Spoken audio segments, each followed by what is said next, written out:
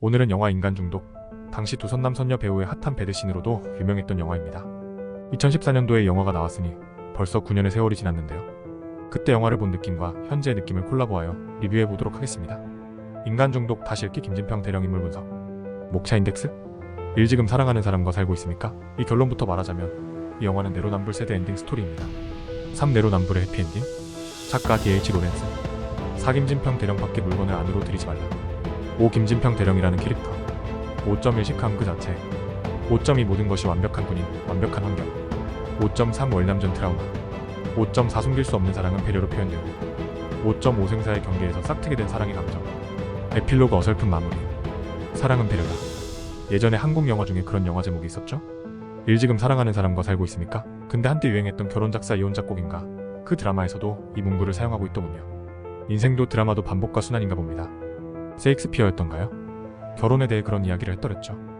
결혼은 마치 이 방에서 저 방으로 넘어갈 때 문지방을 넘어서기 전에 저쪽으로 넘어가면 무언가 대단한 것이 있을 거라는 착각과 환상을 가지고 넘어가지만 막상 넘어가 보면 아무것도 없다고. 너무 허무주의적인 관점이지만 어느 정도 부분 진리는 맞습니다. 결혼하면 남녀가 더 좋아진다는 것보다는 더 많은 리스크를 안게 되는 것이죠. 사랑하는 남녀가 정말 감정 하나로만 결혼했다면 더 큰 현실의 살얼음 위에서 감정의 유리구슬이 깨질 수도 있습니다. 현실은 진짜 녹록지 않거든요. 하지만 결혼은 현실을 토대로 남녀가 가정이라는 큰 공동체, 우리 사회를 이루는 가장 기본적인 단위를 만들어간다는 것이 가장 중요한 베이스라고 생각합니다.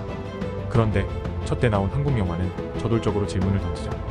지금 사랑하는 사람과 살고 있습니까? 예전에는 진짜 사랑했었는데 이제는 아니라고. 지금은 애들 때문에 산다고.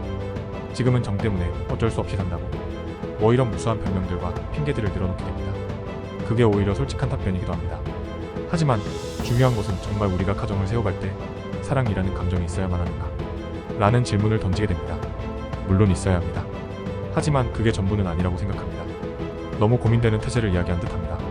이 결론부터 말하자면 이 영화는 내로남불 세대 엔딩 세대 이야기입니다. 먼저 인간 중독의 줄거리를 대충 말씀드리고자 합니다. 이 영화의 배경은 월남전이 막바지로 치닫던 1969년입니다. 그리고 배경은 군대라는 위계 질서가 엄격한 사회 안에 존재했던 사랑 이야기입니다. 사랑 이야기지만 한때 유행하는 단어 내로남불, 즉 그대가 하면 로맨스, 남이 하면 불륜의 스토리입니다. 천재지변이 일어나지 않는 장군감으로 승승장구하는 교육대장. 송승헌이 연기한 김진평 대령과 관사 옆에 이사온 임지연이 연기한 경대위의 아내의 러브스토리입니다. 그리고 보통 내로남불의 이야기가 그렇듯이 그 두 사람의 러브스토리는 이루어지지 않습니다. 새드 엔딩이죠. 3. 내로남불의 해피엔딩 작가 D.H. 로렌스.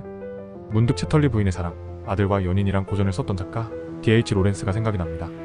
이 로렌스는 자신의 은사의 부인과 바람이 납니다. 내로남불입니다.